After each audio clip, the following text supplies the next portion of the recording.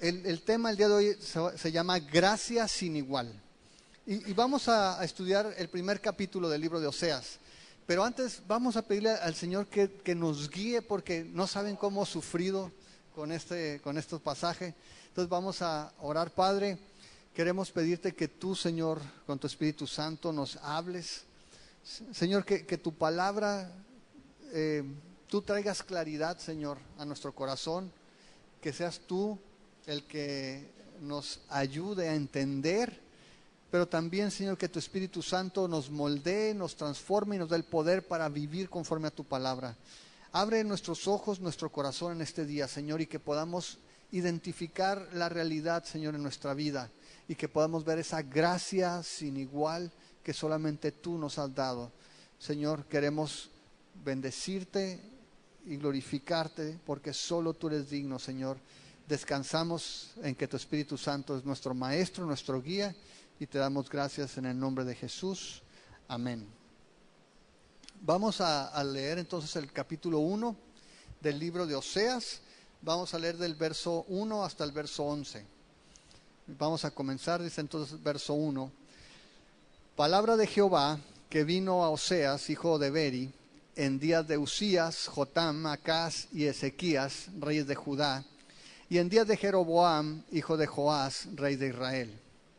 El principio de la palabra de Jehová por medio de Oseas. Dijo Jehová a Oseas: Ve, tómate una mujer fornicaria e hijos de fornicación, porque la tierra fornica apartándose de Jehová. Fue pues y tomó a Gomer, hija de Diblaim, la cual concibió y le dio a luz un hijo. Y le dijo Jehová: Ponle por nombre Jezreel, porque de aquí a poco yo castigaré a la casa de Jehú por causa de la sangre de Jezreel, y haré cesar el reino de la casa de Israel. Y en aquel día quebraré yo el arco de Israel en el valle de Jezreel. Concibió ella otra vez y dio a luz una hija, y le dijo Dios: Ponle por nombre Lo-Ruama, porque no me compadeceré más de la casa de Israel, sino que los quitaré del todo. Mas de la casa de Judá tendré misericordia, y los salvaré por Jehová su Dios, y no los salvaré con arco, ni con espadas, ni con batalla, ni con caballo, ni jinetes. Después de haber destetado a Lo-Ruama, concibió y dio a luz un hijo. Y dijo Dios: Ponle por nombre Lo-Ami, porque ustedes no son mi pueblo, ni yo seré su Dios.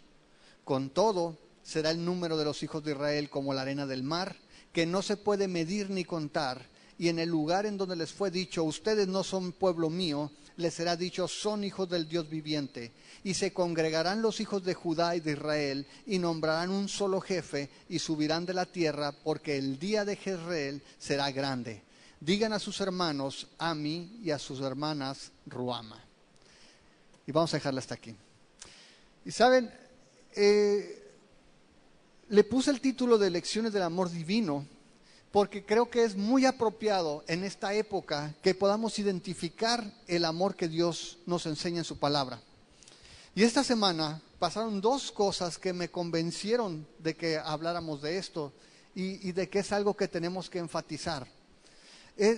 Primero, no sé cuántos de ustedes hayan escuchado hablar de la noticia de unos hackers que entraron a un sitio que se llama Ashley Madison.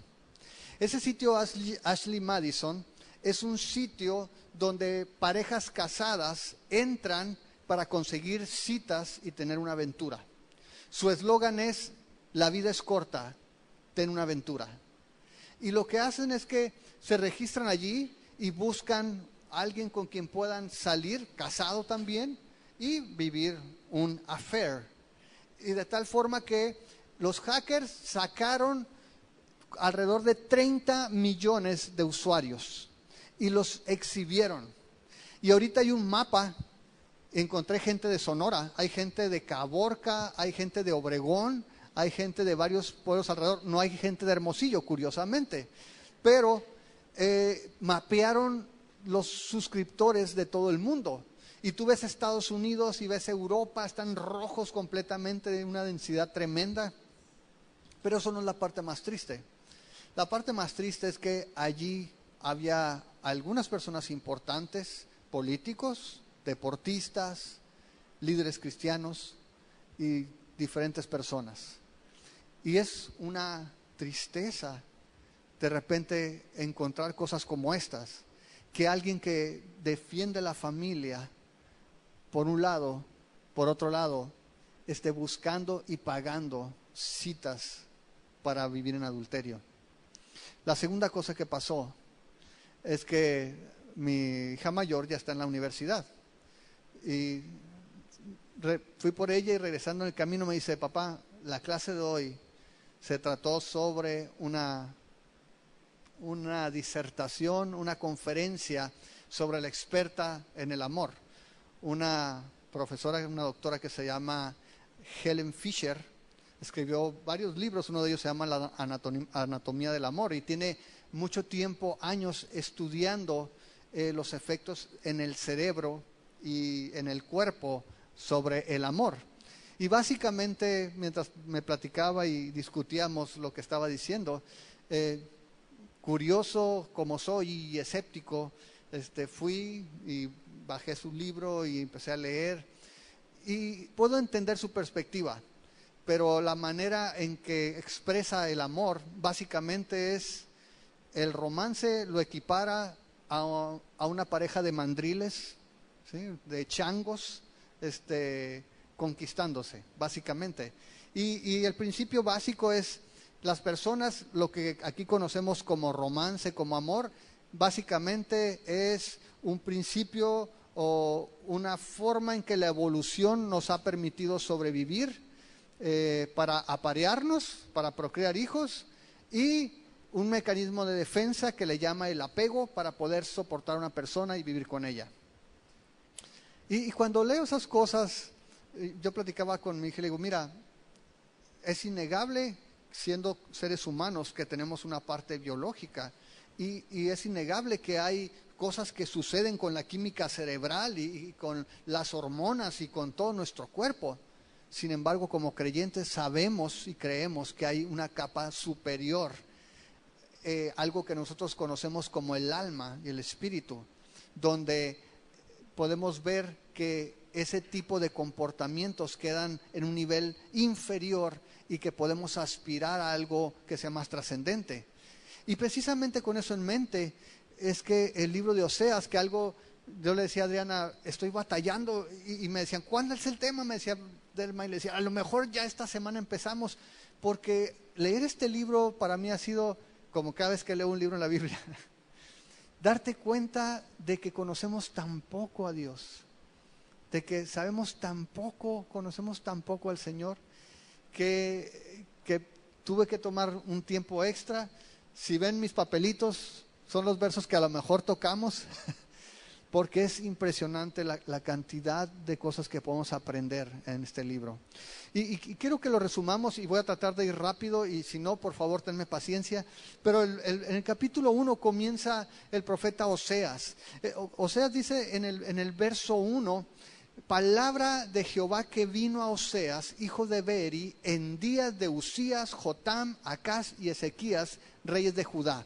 Lo primero que hace el profeta es ubicarnos en el tiempo, quiere darnos un contexto de quién es Oseas, en qué tiempo vivía. Y lo primero que nos dice el profeta es que él fue profeta en los tiempos en que el reino estaba dividido. Si tú recuerdas, solamente el rey Saúl, David y Salomón disfrutaron de un reino unido.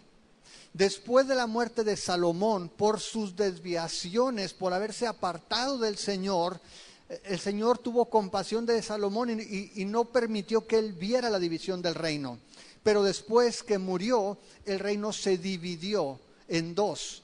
Y Dios solamente permitió que la tribu de Judá quedara del lado del reino del sur, que se convirtió en un reino por sí mismo. Judá, una sola tribu, que es de donde viene el Señor Jesús.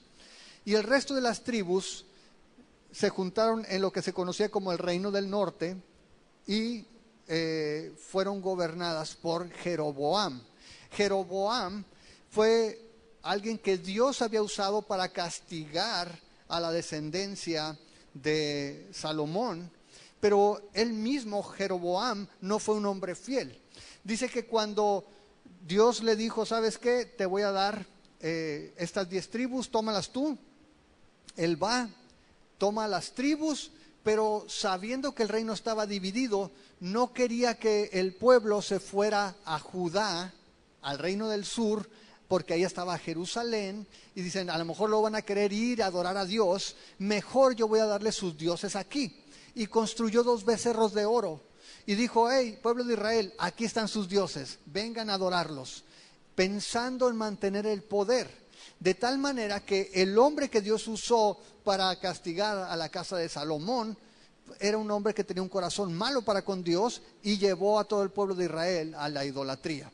De tal manera que en ese tiempo de reino dividido, este profeta le toca vivir en los días de Usías, que fue un rey, Jotam, Acaz y Ezequías. Todos estos fueron reyes del sur, fueron reyes de Judá. Y dice en el verso 1, eran los días de Jeroboam, hijo de Joás, rey de Israel. Ahora, Jeroboam no es el mismo Jeroboam que yo dije, este era Jeroboam II. El primer Jeroboam fue el que le tocó dividir el reino. Este Jeroboam era descendiente de Jehú. Y ahorita vamos a ver más adelante la relación. Pero lo que está diciendo el profeta Oseas es que le tocó vivir y ver la vida de varios reyes. Ahora, Oseas se considera un profeta menor, y los profetas menores ni eran más chicos de edad, ni eran más chicos de importancia. Se les llama profetas menores por el tamaño de sus profecías, son libros más pequeños. Si tú comparas a Oseas con Ezequiel, con Daniel o con Isaías, vas a decir está bien chiquito Oseas. Pero de hecho Oseas fue contemporáneo de Isaías. Estuvieron en la misma época también dando palabra, dando advertencia. Esta época es la que le tocó vivir a Oseas. Ahora, esta época se caracteriza por reyes muy malos. Tú vas a darte cuenta que si lees el libro de Reyes, te vas a dar cuenta que decían, y reinó fulanito de tal, y no hizo lo recto delante del Señor. Y vinieron y le dieron cuello, ¿no? Lo mataron a los 6 meses y se levantó fulano que era su hijo el que lo había matado. Una cosa terrible. Continuamente violencia. Vemos que hacían lo malo, que se apartaban de los caminos de Dios. Era un tiempo complicado y Oseas vivió una época de prosperidad en el reino de Israel y decadencia. Ese ministerio le tocó a Jeroboam, que más o menos se desarrolló, según los estudiosos, aproximadamente durante 30 años. Estuvo como profeta. Tiempo difícil porque finalmente sabemos que Asiria viene y acaba con Israel en el 722 aprox, después de las advertencias de Oseas. Y Asiria después traería gente extranjera que los pondrían a morar en la región del norte, que se mezclaría con judíos y nacería de ahí los samaritanos. La mezcla de judíos con extranjeros que eran aborrecidos por ello en tiempo del Señor Jesús. Era un tiempo difícil entonces. Si tú ves las genealogías o la historia de los reyes, decíamos por ejemplo Jeroboam II, después su hijo Zacarías fue asesinado, después reinó Jabes y fue asesinado, luego Manahem y luego Pecaía que fue asesinado y luego Peca, su hijo, y luego vino Asiria. Con el último rey que fue Oseas, que duró 10 años más o menos, y Asiria conquista básicamente entonces lo que es Israel. Ese era el tiempo donde estaba viviendo Oseas. Era un tiempo donde no era fácil servir a Dios.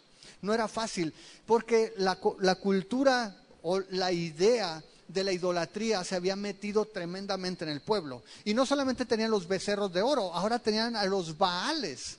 Y Baal se convirtió en una de las deidades principales, porque Baal, según ellos, tenía la propiedad o el poder de controlar el clima, de controlar el campo, de hacer productivo los cultivos, de tal manera que era algo muy común el culto a Baal. Y el culto a Baal incluía la prostitución. Era prostitución cúltica, es decir, iba gente y se prostituía, hombres y mujeres, porque las mujeres querían tener hijos. Entonces, como Baal y su esposa Sera eran los buenos de la fecundidad, pues iban y ofrecían culto de manera sexual, de tal forma que no era fácil servir al Señor. Y de alguna manera puedo identificarme con la época.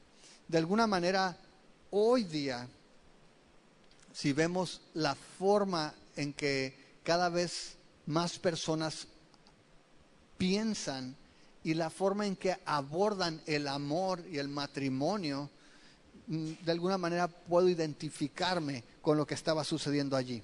Ahora, en esa época entonces le tocó vivir a Oseas. No era una época fácil, de hecho era una época difícil. Pero si la época era difícil, le tocó vivir un matrimonio difícil. Dice el verso 2, el principio de la palabra de Jehová por medio de Oseas. Dijo Jehová a Oseas, ve, tómate una mujer fornicaria e hijos de fornicación, porque la tierra fornica apartándose de Jehová. Ok, lo que le está diciendo el verso 2, o lo que nos dice el verso 2, primero, no es que allí comenzó el ministerio de Oseas, sino que el principio de los mensajes, específicamente para lo que estamos viendo, comenzó con estas palabras. Dios va con Oseas y le dice, Oseas, ya te encontré esposa. Vas a ir y vas a tomar una prostituta y te vas a casar con ella. El matrimonio nunca es fácil. No es fácil como seres humanos que nosotros podamos dejar de buscar las cosas que queremos para buscarlas de otra persona. Y eso implica el matrimonio. El matrimonio básicamente nos habla de ya no pensar en nosotros, ya no buscar lo que nosotros queremos, sino de ahora ser uno con otra persona con la que vamos a vivir y a la que delante de Dios entramos en un pacto para servirla, para cuidarla, para honrarla, para protegerla. El matrimonio implica algo que no está en la naturaleza del hombre por sí mismo, no es algo que venga de forma natural, el quitar el egoísmo. Y cuando piensas en las razones por las que amas a alguien, es difícil a veces. Oye, pero ¿por qué amas si está re feo? Es que, no sé, pero me hace sentir tan... ¿Me explico? Oye, ¿qué le ves? No sé, pero cuando estoy con él soy tan feliz, sobre todo las mujeres, ¿no? Así es como pueden expresar. Es decir, no es fácil decir las razones por las cuales amas a una persona. Contrastando, es relativamente más sencillo decir por qué no amas a una persona. Es que esta persona es bien repugnante, es que es bien sangrona, es que es bien egoísta, es que es bien... ¿Sí o no? Normalmente somos más propensos a ver las cosas que no nos gustan y de tal forma es muy sencillo justificar nuestra falta de afecto o nuestra falta de amor hacia alguna persona, sobre todo si son faltas evidentes. Ahora, cuando vemos personas así, cuando tú conoces a una persona que tiene esos defectos evidentes, ¿cuál es la reacción normal? Es tratar de alejarte de esa persona, ¿no? Oye, es que ya la conocí, no quiero nada, ¿no? Dices, ni a las canicas con esa persona, no quieres tener esa relación. Eso es lo que normalmente hacemos las personas. Ahora, ¿qué tal si Dios te diera esa instrucción? ¿Te quieres casar con una prostituta? A lo que voy es esto, no sería la primera persona que viniera a nuestra mente para tomar por esposa. ¿Estamos de acuerdo?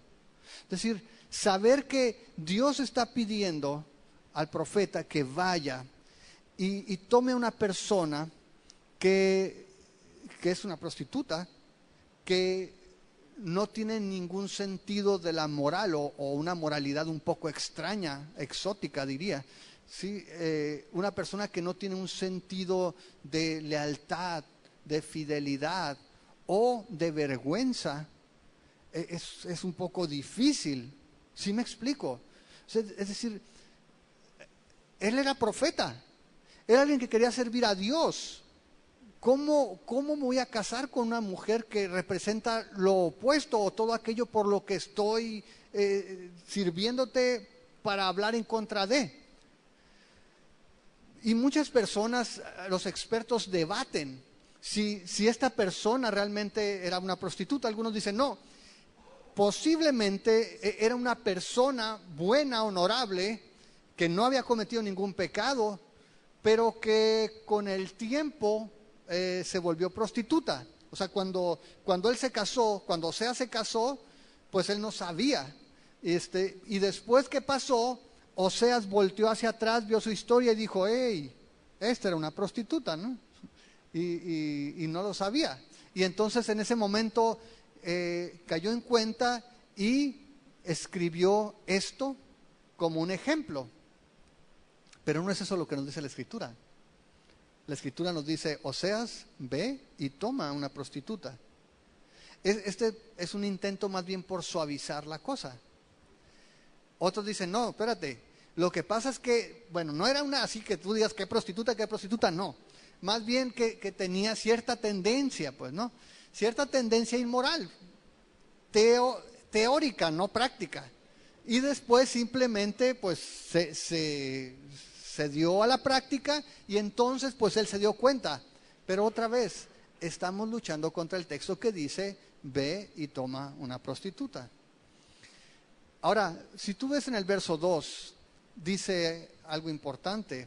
Ve, tómate una mujer fornicaria e hijos de fornicación, porque la tierra fornica apartándose de Jehová. Dios le dice, mira, o sea, tú lo vas a hacer para que el pueblo de Israel, para que la tierra se dé cuenta un poquito de cómo la estoy pasando yo.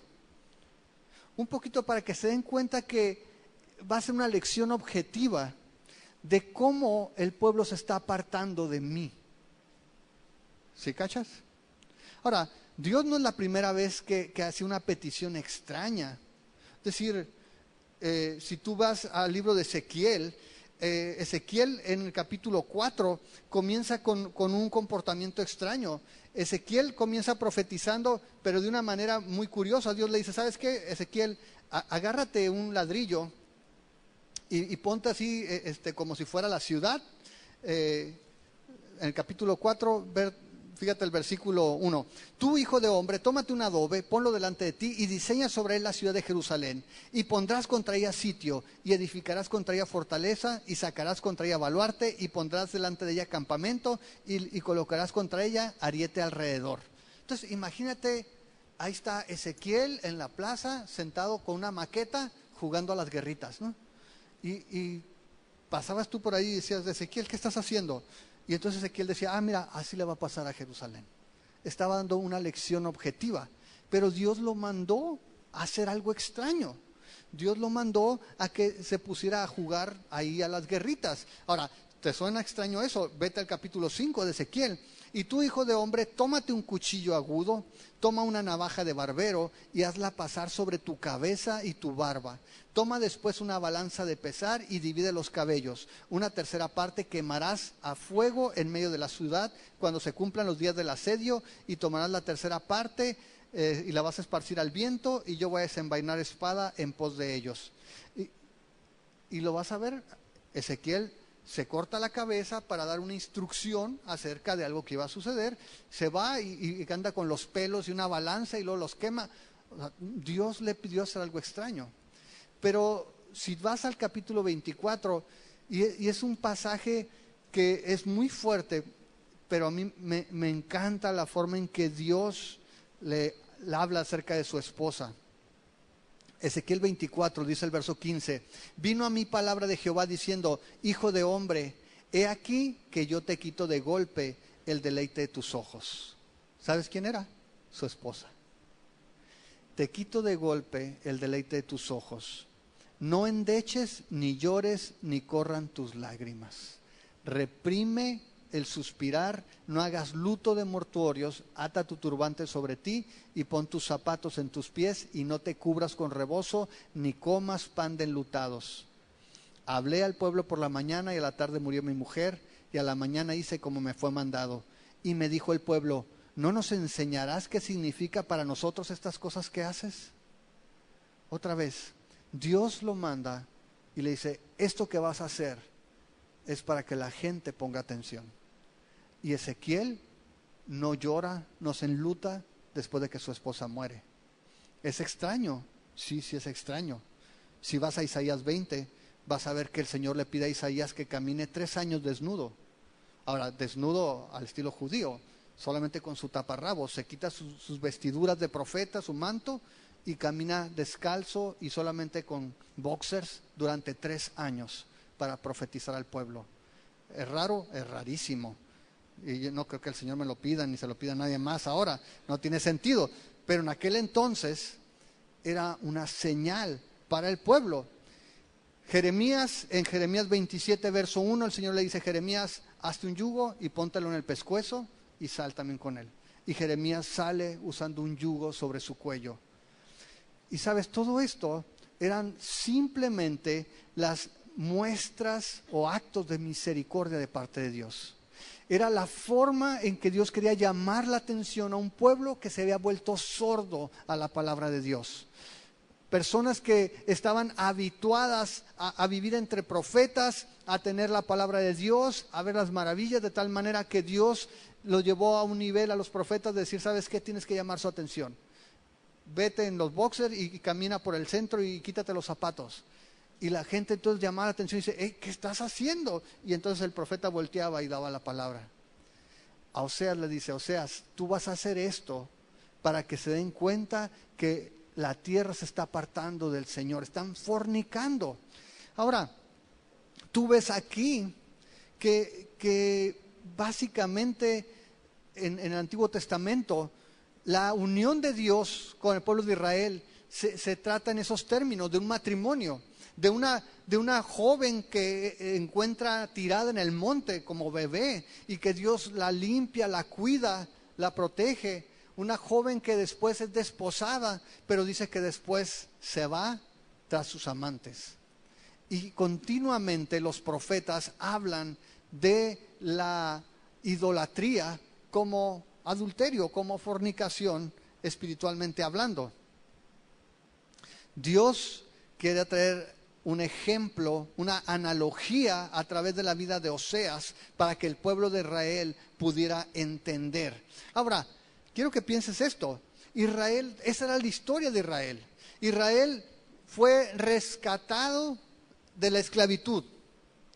Y el Señor lo rescata, lo toma, lo lleva por el desierto, le entrega la tierra prometida. ¿Y qué pasa después? Israel, en cuanto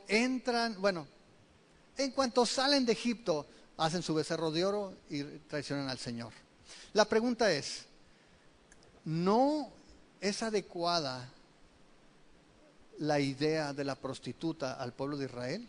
Es decir, alguien que ya se prostituía, alguien que ya adoraba a otros dioses, alguien que buscaba obtener algo siempre mediante su relación. Eso es lo que sucede con los ídolos. Los ídolos básicamente lo que haces es que tienes una relación pensando en esperando recibir algo a cambio. Israel fue rescatado. Israel, vamos a decir que se comprometió con el Señor en el monte Sinaí, en Éxodo 19, 20 y 21, cuando se dan las tablas de la ley. Hace su compromiso, su pacto, pero después se aparta tras dioses ajenos, adultera. Y ¿sabes qué es lo más tremendo de esto? Que la figura queda muy bien, porque Israel en realidad nunca fue una persona fiel. Otra vez, como nación, nunca fue una mujer fiel. Siempre fue una mujer con esa tendencia. Simplemente había hecho un compromiso con Dios por un tiempo y después regresó a sus antiguos caminos.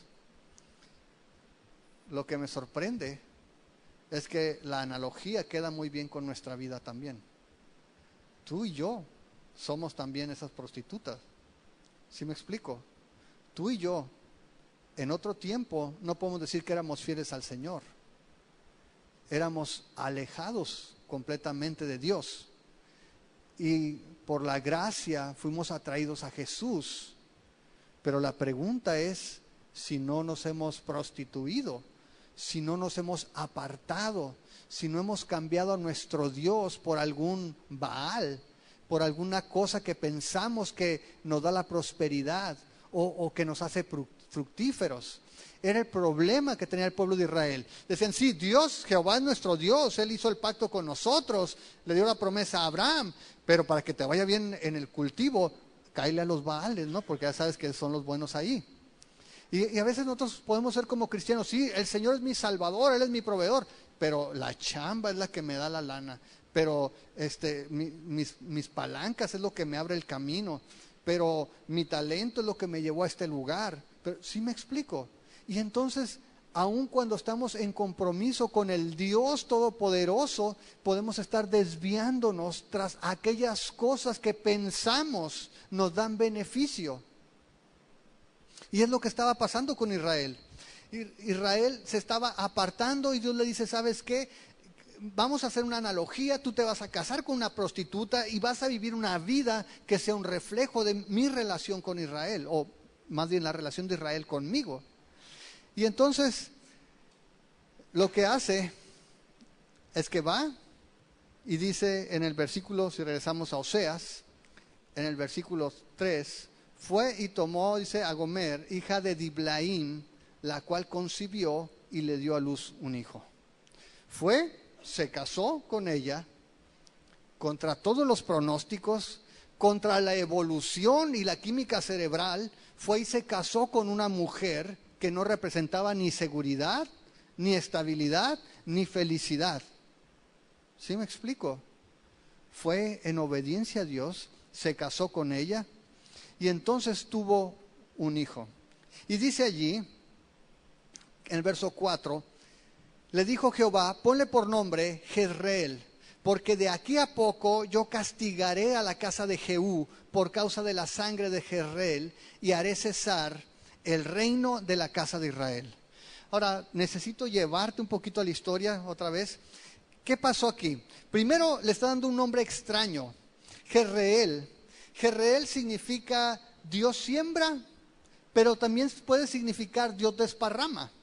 ¿Por qué? Porque Jezreel se refiere al movimiento que hace el sembrador, ¿sí? Que está desparramando la semilla, pero está sembrando.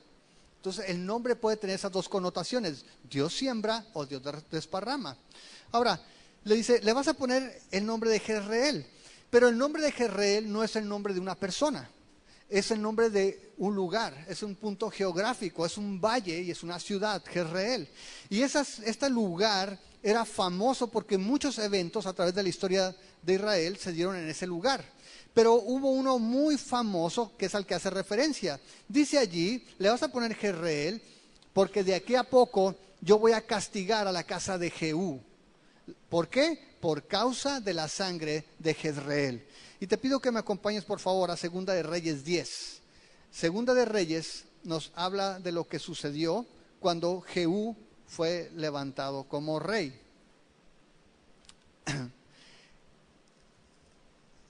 Allí en este capítulo, si tú te fijas, Jehú fue levantado como rey por el Señor. Lo puso como rey y le dijo, ¿sabes qué? Tengo mandatos para ti. Quiero que limpies la casa. Si ustedes recuerdan, hubo un rey llamado Acab. Quizá no recuerdes tanto al rey como a la reina era Jezabel. Y Jezabel era una mujer perversa. Y el rey Acab era así medio mandilón, en el sentido de que la reina lo tomaba y lo llevaba a donde quería, incluido la idolatría. Y dice que Acab pues quería de regalo de cumpleaños un viñedo. Y resulta que el dueño del viñedo no se lo quería vender. Y le dijo, pues ¿cuánto? Yo te pago y soy el rey, ya sabes. Y dice, no, espérate, pues es que mi padre me lo dio y tiene mucho valor sentimental. Y acá se fue acá todo triste a su casa. Y llegó y Jezabel dice, ¿qué tienes acá? ¿Por qué traes esa jeta, no? Dice, no, pues fíjate que yo quería esta viña y resulta que no me la quiso vender. Y, ¿cómo que no te la quiso vender? A ver, tú no te preocupes, yo voy a hablar con él. ¿Y qué es lo que hace? Compra testigos falsos, le dice a la gente del pueblo en Jezreel, ¿sabes qué? Vas a ir a la viña, vas a agarrar a este hombre Nabot y le vas a decir que está obrando mal, vas a agarrar a esos testigos falsos, van a declarar en contra de él, le vamos a quitar la viña y le vamos a matar. Y lo hizo así. y le dijo, a ver, ¿quién lo quiere acá? Mira, aquí está la viña, es suya, ándale, ya no esté chillando. Y mató solamente para tomar la viña y dársela a su esposo, a este hombre.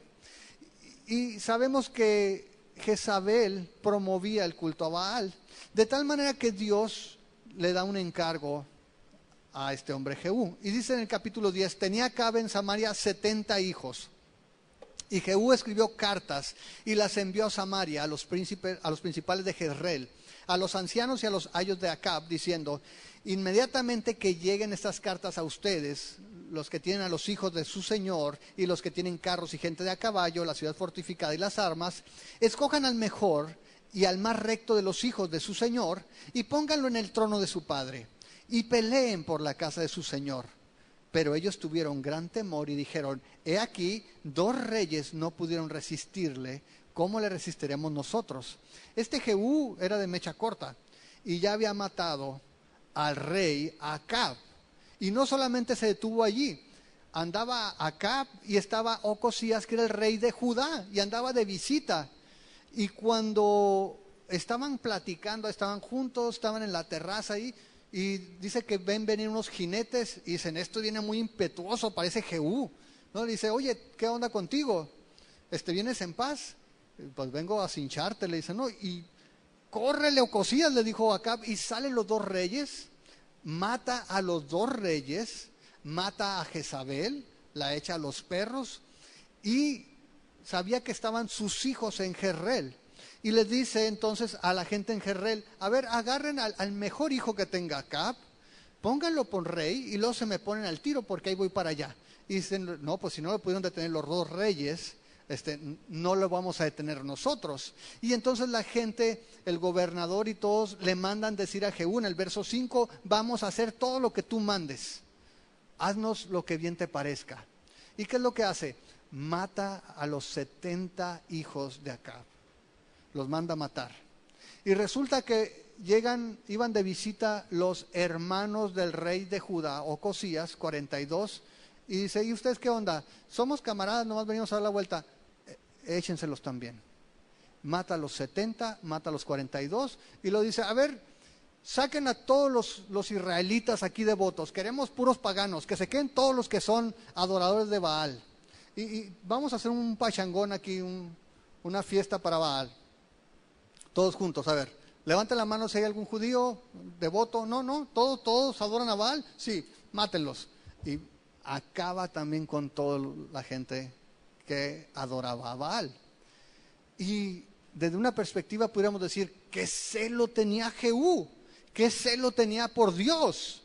El problema es que cuando tú lees aquí lo que hizo Jehú, es que mató a todos. En el verso 18 extermina a todo el culto de Baal. Sin embargo, dice en el versículo 31, mas Jehú no cuidó de andar en la ley de Jehová Dios de Israel con todo su corazón, ni se apartó de los pecados de Jeroboam, el que había hecho pecar a Israel.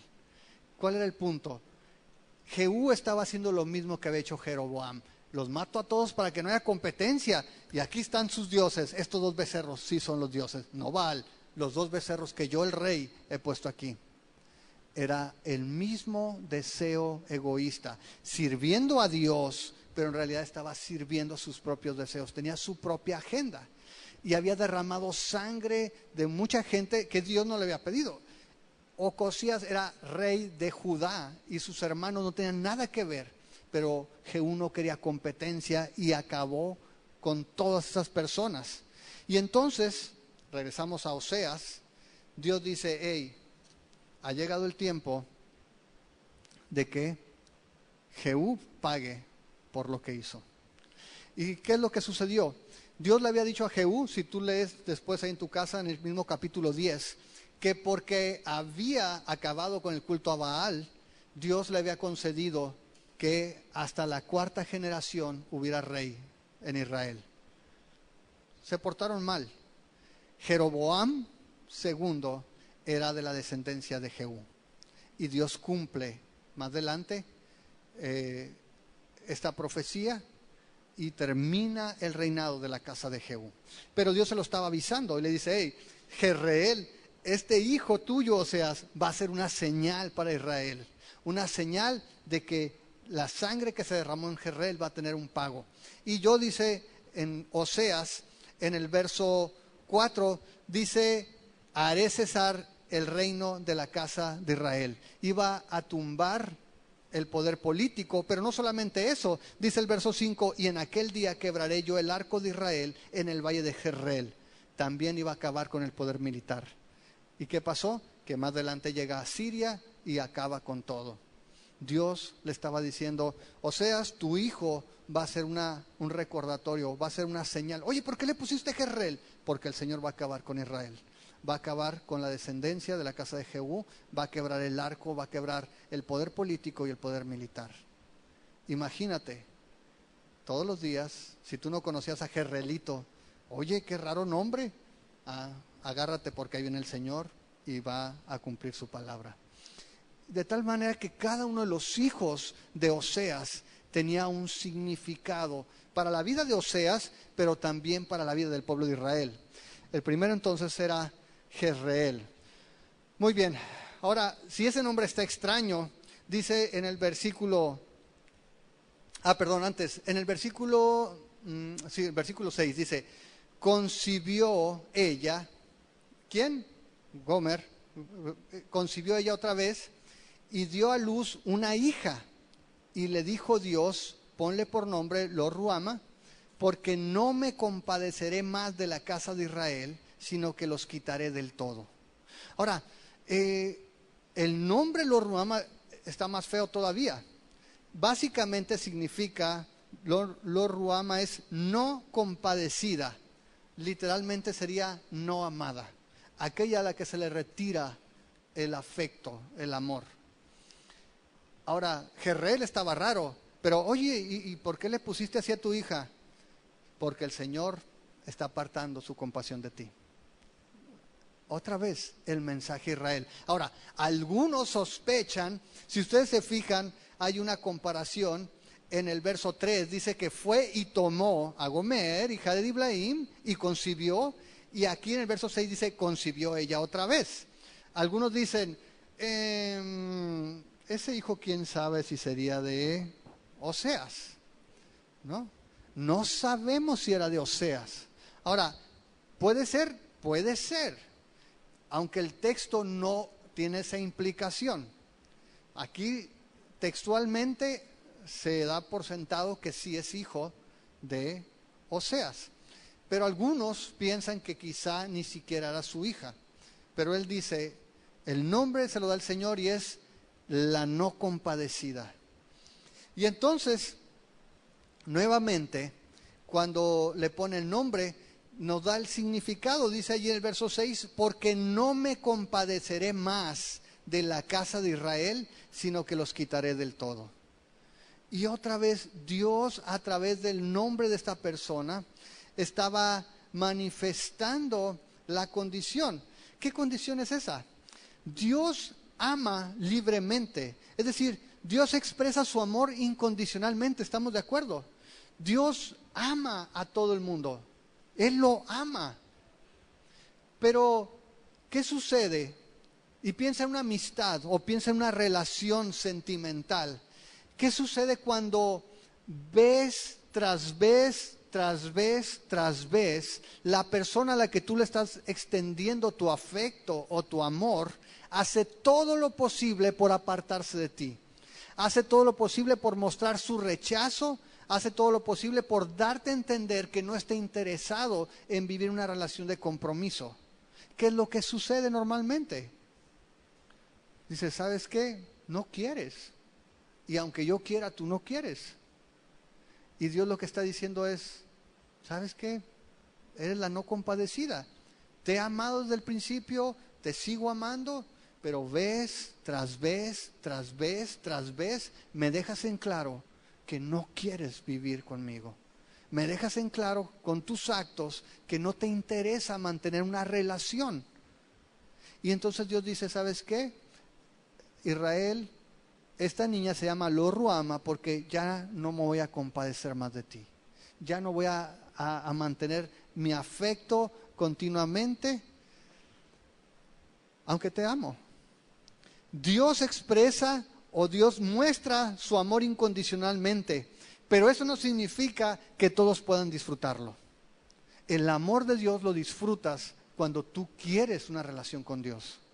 El amor de Dios lo disfrutas y lo aprecias y lo valoras cuando te interesas en mantener esa relación. Y es lo que está en Romanos 1.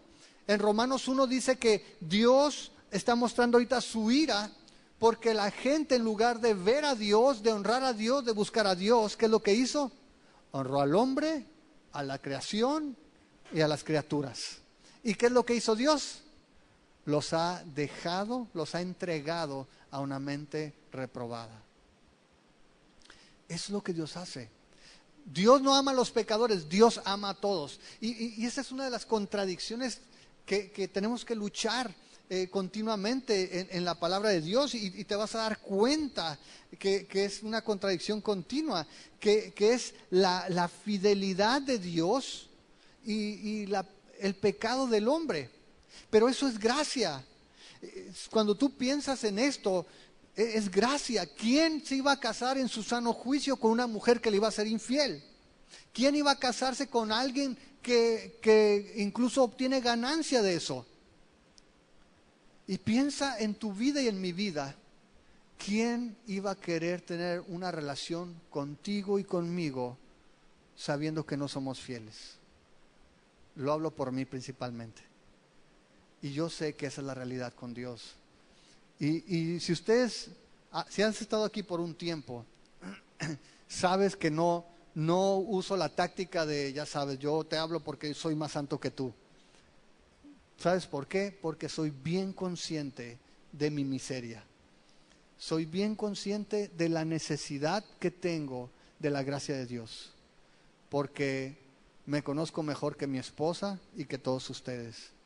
Y porque sé de la facilidad con que puedo faltarle a mi Señor. ¿Quién podría anhelar gente como nosotros para dar su vida por ella? ¿Sabes quién? Dios. Eso es gracia. Y es una gracia sin igual. Esa es la gracia de Dios. Que Dios nos haya escogido conociéndonos, sabiendo cómo somos, y nos haya amado hasta la muerte.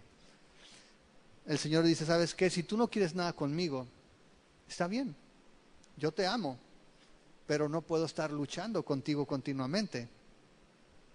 En Deuteronomio 7, me encanta que la gente, los cristianos, citamos frecuentemente esas citas bíblicas del Antiguo Testamento que son tan atractivas, ¿no? Y te va a ir bien en el campo, en la ciudad, tu ganado, la cría de tus vacas, la cría de tu esposa, y el oro y la plata, y todos van a querer andar contigo, y tú dices, sí, amén, ¿no? Somos hijos de Dios. Pero mira, Deuteronomio 7 nos habla de cómo es estar con una relación con el Señor. Capítulo 7, verso 6. Porque tú eres pueblo santo para Jehová tu Dios. Jehová tu Dios te ha escogido para hacerle un pueblo especial, más que todos los pueblos que están sobre la tierra. No por ser ustedes más que todos los pueblos los ha querido Jehová y los ha escogido, pues ustedes eran el más insignificante de todos los pueblos, sino por cuanto Jehová los amó y quiso guardar el juramento que juró a sus padres, los ha sacado Jehová con mano poderosa y los ha rescatado de servidumbre de la mano de Faraón, rey de Egipto.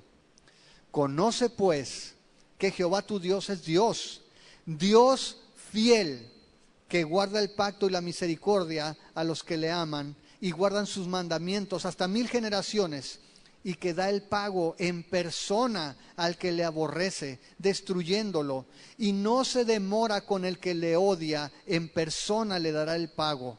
Guarda por tanto los mandamientos, estatutos y decretos que yo te mando hoy que cumplas. ¿Sabes qué? Ese es amor. Pero no es un amor debilucho el de Dios. Dios muestra su gracia y muestra cuánto nos ama al insistir. Pero ¿sabes qué? Dios no se tarda en responder cuando lo desprecias. Y es importante que hablemos de estas cosas desagradables a nuestro oído. Y es importante que hablemos de estas realidades que son incómodas para nosotros cuando pensamos que somos buenos. Porque Dios no perdona el pecado que no es reconocido. Y si nosotros no entendemos que no somos menos merecedores del infierno que los que no han recibido a Jesús, no vamos a poder apreciar y valorar la gracia de Dios. Si nosotros pensamos que en alguna manera somos mejor o mejores que las personas que no han recibido a Jesús, no hemos entendido la gracia de Dios. Dios le dijo, hey, no los escogí porque sean mejores, al contrario, eran la más pequeña de las naciones, pero yo soy fiel. Y Dios le está diciendo, si tú no quieres, de aquí en adelante no va a haber misericordia. Y ¿sabes qué? Asiria va a venir y te va a devorar. Asiria te va a arrancar de la tierra. ¿Sabes? De alguna forma es Dios concediendo el deseo del corazón de Israel. ¿Estás de acuerdo? Ok, ¿quieres hacer lo que te da la gana? Adelante. Y eso es lo que Dios hace hoy. Y es lo que dice Romanos. Dice, como no quisieron tomar en cuenta a Dios, Dios los entregó a una mente reprobada y cometen toda clase de tonterías. Dice, los hombres se encendieron en pasiones contra los hombres, las mujeres dejaron el uso natural por el que es contra la naturaleza y también se encendieron en pasiones unas con otras. Y recibieron así, dice, la retribución debida a su extravío. Dios dice, tú no quieres, no, yo te amo, no te interesa, ok, adelante. Pero hay consecuencias. Y Dios estaba dejando a Israel que hiciera lo que quisiera. Otra vez, en el caso de nosotros, en nuestra relación con Dios, ¿qué le estamos diciendo? Señor, ¿tú eres mi Dios? ¿De verdad? ¿Tú eres mi Señor? ¿Tú eres mi Salvador? ¿Eres mi Rey? ¿Es en serio? ¿De verdad eso es lo que estamos diciendo?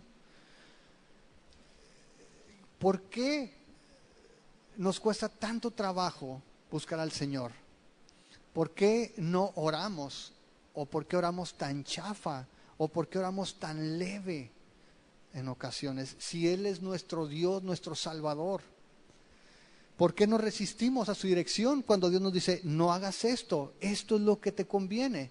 ¿Y por qué lo resistimos? ¿Por qué le desobedecemos? ¿Qué tanta evidencia de su santidad, de una vida apartada a Dios hay en nosotros? ¿Por qué no esperamos de Él todas las cosas y corremos rápido a resolver nuestros problemas, aún haciendo cosas que no agradan a Dios? Y la pregunta es si como iglesia nosotros y la iglesia en general, de repente podemos estar haciendo cosas solamente por costumbre o por tradición o peor todavía por legalismo. Y la respuesta es sí, sí podemos estarlo haciendo así. Israel tenía templos, Israel tenía la palabra de Dios, tenía profetas, conocía a Dios, conocía su palabra, pero estaba viviendo de un modo completamente opuesto a lo que Dios esperaba de ellos. Dios le dice, ¿sabes qué? No va a haber misericordia. Eres lo Ruama. Regresamos a Oseas y dice el versículo 7, mas de la casa de Judá tendré misericordia y los salvaré por Jehová su Dios, y no los salvaré con arco, ni con espada, ni con batalla, ni con caballo, ni con jinetes. ¿Sabes? En contraste, le dice a Israel, ¿sabes qué? Para ti no va a haber misericordia, pero de Judá sí. A Judá lo voy a salvar. Asiria viene después, se lleva a Israel, quiere ir contra Judá, ¿y sabes qué pasa? No tienen que pelear. El Señor en una noche mata 185,000 asirios y se levantan y se van de allí. Tristemente Judá no entendió y después tuvo que venir Babilonia para llevarse los cautivos. Pero Dios cumple su palabra. Y Dios le dijo, hey, de Judá voy a tener misericordia. De ti no tendré misericordia, mas de Judá sí. Luego dice allí, el versículo, puedes leer la historia en Isaías 36, 37, vas a ver parte de eso también. Verso 8, después de haber destetado a Lo-Ruhama, concibió y dio a luz un hijo. Y dijo Dios, ponle por nombre Lo-Ammi, porque ustedes no son mi pueblo, ni yo seré su Dios. Tuvo a Jezreelito, tuvo a Lo-Ruhama y luego vino Lo-Ammi. Y dice, este niño se va a llamar así. Qué raro el nombre. Sí, ¿sabes qué? Porque ustedes ya no van a ser mi pueblo. Ustedes ya no van a ser mi pueblo. No solamente no van a tener mi misericordia, van a perder su identidad.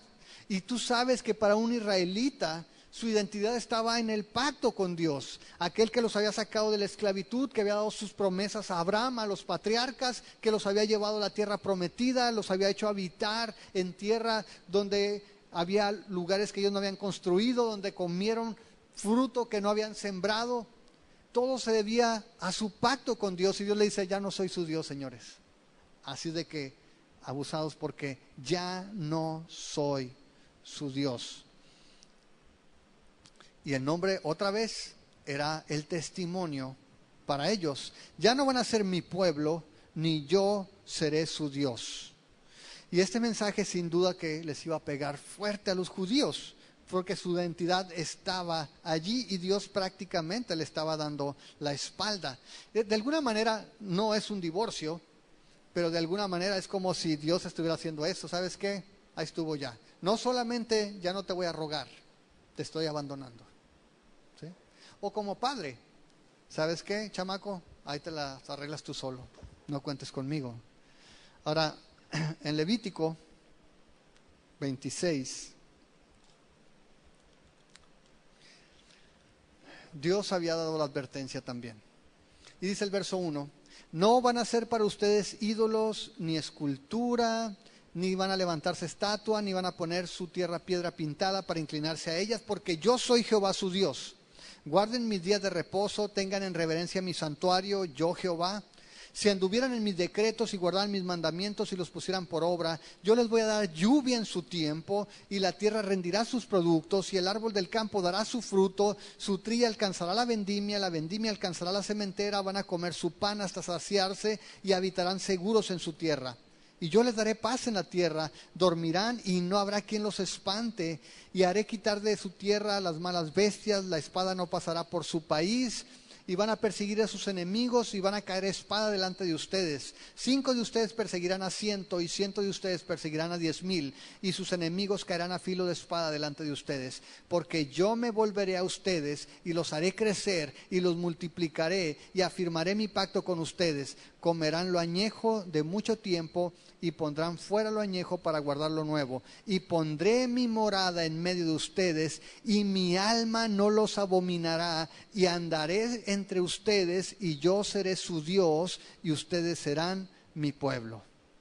Pero si brincas al versículo 14, y de ahí en adelante lees, dice, pero si no me oyeren, ni hicieren todos estos mis mandamientos, y si desdeñaran mis decretos, y su alma menospreciara mis estatutos, no ejecutando todos mis mandamientos e invalidando mi pacto, yo también haré esto con ustedes.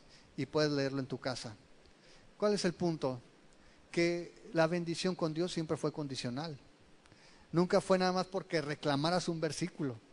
Decía, hey, si tú haces esto, yo soy fiel y yo lo voy a hacer. Si no lo haces, va a haber consecuencias.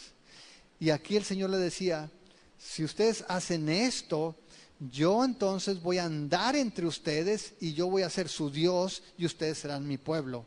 ¿Y sabes qué? Dios les está diciendo, ya no voy a ser su Dios, ni ustedes van a ser mi pueblo. Dios estaba mostrando las consecuencias y lo estaban alcanzando, porque a pesar de la fidelidad de Dios, el pueblo de Israel se había apartado. Ahora la pregunta es, si no te identificas tú con esto, Otra vez, yo sí. Y les digo algo. Ayer incluso, mientras le platicaba a Adriana, yo pensaba en mí y no saben, estuve llorando en la noche cuando leía esto. Porque tú y yo estamos allí. Tú y yo somos de esos que dejamos al Señor. No hay otra razón. Ahora tú y yo como cristianos, no hay otra razón para pecar fuera del hecho de que lo deseemos. La Biblia dice en Romanos, en todo el capítulo 6, que ya no vamos a andar en el pecado porque hemos muerto al pecado. Dice que el pecado no se va a enseñorear de nosotros. Pero ¿qué pasa? Cuando de repente decimos, estaría padre, hombre, total, está divertido, está suave. ¿Sí? Lo hacemos porque decidimos hacerlo. No porque Dios haya fallado. Y cuando vienen las consecuencias y cuando de repente los enemigos se levantan como se levantaban en la tierra prometida y vienen sobre nosotros y no nos la acabamos, estamos rodeados de madianitas, Señor, ayúdame, ¿no? Sí, y el Señor paciente y misericordioso nos ayuda. Pero yo estoy aquí. En Lo Ruama, en Lo Ami, ahí estoy. ¿Sabes qué? Nosotros podemos sentirnos identificados con esto. Un Dios que nos ama, que se compromete, que quiere lo mejor para nosotros, pero que nos estorba para vivir como nosotros queremos vivir. Que nos moleste incluso de repente cuando recordamos lo que Él espera de nosotros. Y de repente Dios se convierte como que en un estorbo para nosotros. Y sabes, sucede en el pueblo de Israel y sucede con nosotros, que quizá la primera vez que le fallaste a Dios te dolió tanto, te pegó tan duro y dices, ¿cómo es posible que le falle a Dios? ¿No? Muy difícil desobedecer, rechazar a Dios, pero sabes, la práctica facilita eso. La segunda no es tan difícil, la 10ª no pasa nada. Y ese es el problema, que dejemos de escuchar al Señor hablándonos y como Israel nos podamos prostituir al grado de que no queramos ya estar con Él.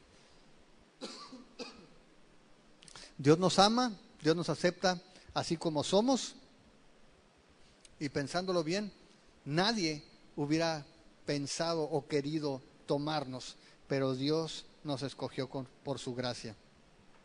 Ahora decimos ahorita, su gracia es sin igual. No es una gracia barata. Dios no es un Dios alcahuete.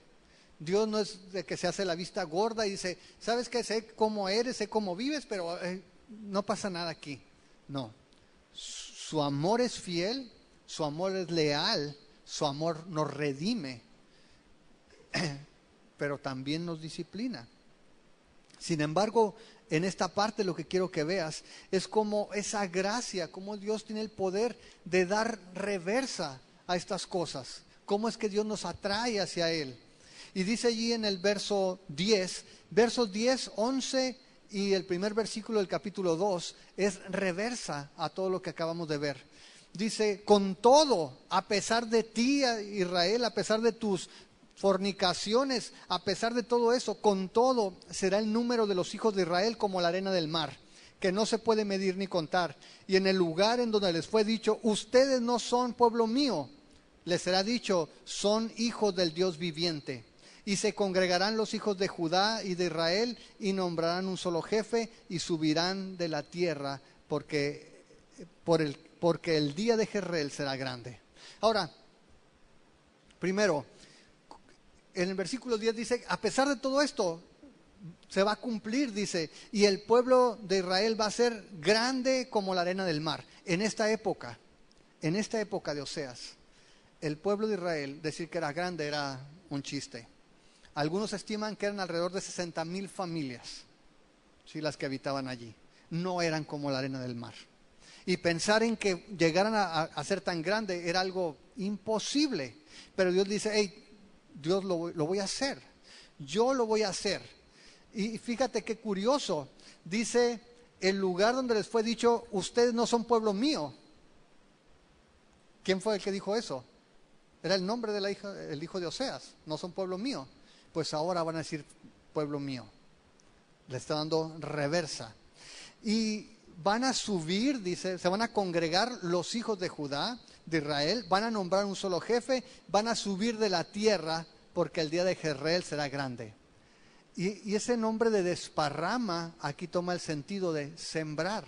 Van a surgir de la tierra. Y lo que yo estaba diciendo es, voy a cumplir mi palabra. Y los mismos nombres que fueron por señales van a ser ahora nombres para señal de bendición.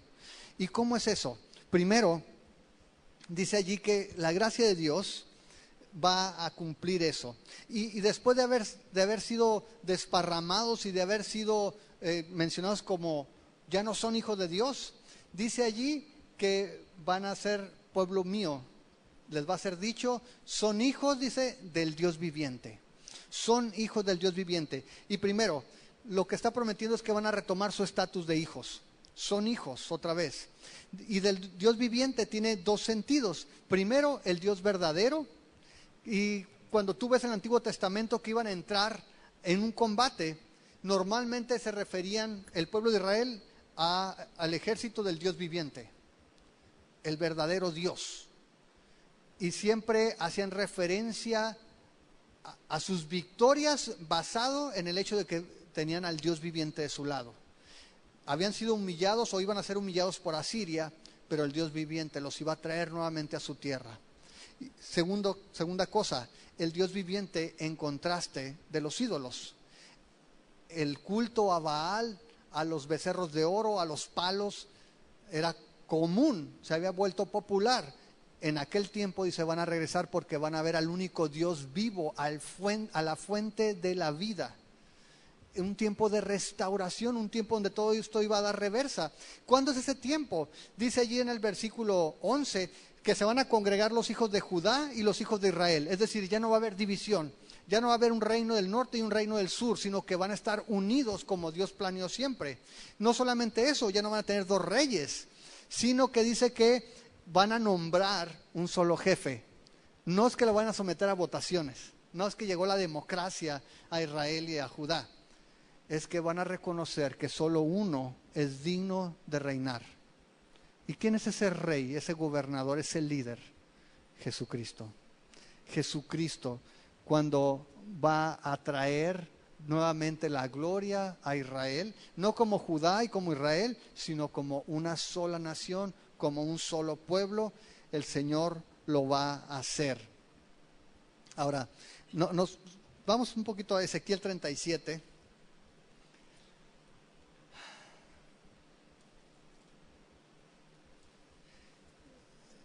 Y busca el verso 18.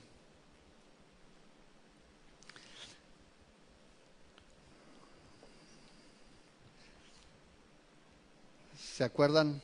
El capítulo 37 habla de ese milagro en el Valle de los Huesos Secos, huesos que se levantan, se cubren de músculos, de tendones, de carne y se levanta un ejército. Ok, verso 18 dice, y cuando te pregunten los hijos de tu pueblo diciendo, ¿no nos enseñarás qué te propones con eso? Diles, así ha dicho Jehová el Señor, he aquí, yo tomo el palo de José que está en las manos de Efraín, y a las tribus de Israel sus compañeros, y los pondré con el palo de Judá, y los haré un solo palo, y serán uno en mi mano, y los palos sobre que escribas estarán en tu mano delante de sus ojos, y les dirás, así ha dicho Jehová el Señor, he aquí yo tomo a los hijos de Israel de entre las naciones a las cuales fueron, y los recogeré de todas partes, y los traeré a su tierra.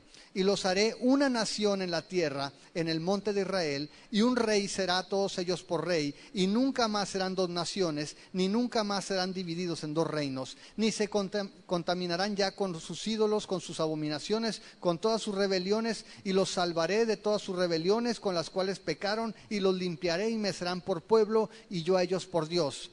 Mi siervo David será rey sobre ellos, y todos ellos andarán un solo pastor, y andarán en mis preceptos, y mis estatutos guardarán, y los pondrán por obra. Habitarán en la tierra que di a mi siervo Jacob, en la cual habitaron sus padres, en ella habitarán ellos, sus hijos y los hijos de sus hijos para siempre, y mi siervo David será príncipe de ellos para siempre. El Señor un día se va a levantar, el Señor un día va a regresar a esta tierra, va a levantar a los reinos, o más bien va a llamar a sus hijos de los reinos, y serán una sola nación, y Jesús va a ser el rey. Precisamente comentaba con alguien que a veces tenemos la idea de que el reino de Dios lo vamos a establecer nosotros, ¿sí? O sea, dicen, nosotros somos los que establecemos el reino de Dios, apúrenle porque si no, pues Dios no está gobernando. No, Dios gobierna y ha gobernado siempre, de una manera que no ha sido manifiesta a todos. Pero dice que cuando el Señor venga, todo ojo le verá. Y dice que los que le traspasaron harán lamentación por él. Y dice que toda lengua se va a doblar y toda... No, la lengua no se va a doblar, la rodilla se va a doblar. Toda rodilla se va a doblar y toda lengua va a confesar que ¿qué? Que Jesucristo es el Señor. El Señor regresa y el Señor va a reinar. Quieras o no, te guste o no, Él lo va a hacer.